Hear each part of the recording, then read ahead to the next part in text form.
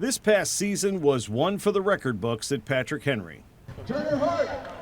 The boys' soccer team made the regional finals for the first time in school history.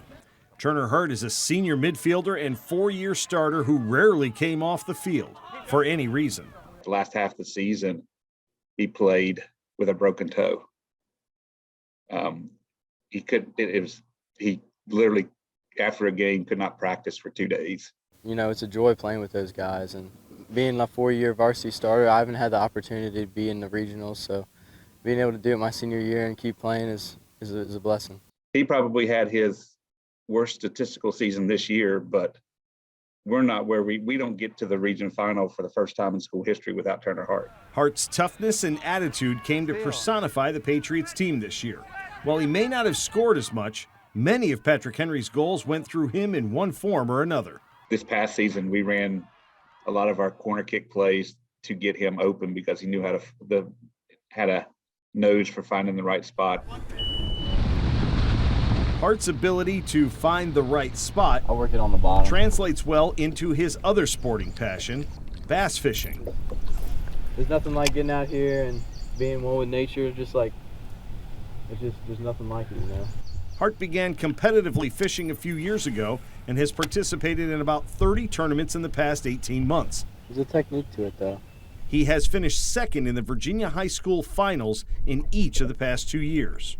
Turner has a passion for fishing, and it's a lifestyle. I just love the sport and the competitiveness behind it, and from playing soccer, just being competitive, I love I just love that vibe. I'm gonna catch him for you right here. Turner was the only student angler in Virginia to be placed on the Virginia All-State team by Bassmaster. 7 pounds, 12 ounces, but congratulations on that great feat. That earned him a trip to Alabama to meet the pros and learn what it might take to fish professionally.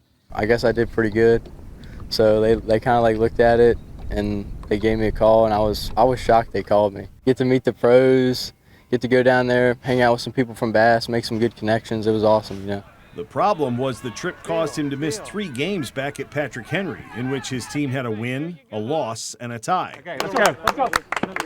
When Turner returned, his coach was not going to start him because he had missed games and practice until his teammates spoke up. The team captains, they came to me and said, "Coach, we need Turner. Let him start.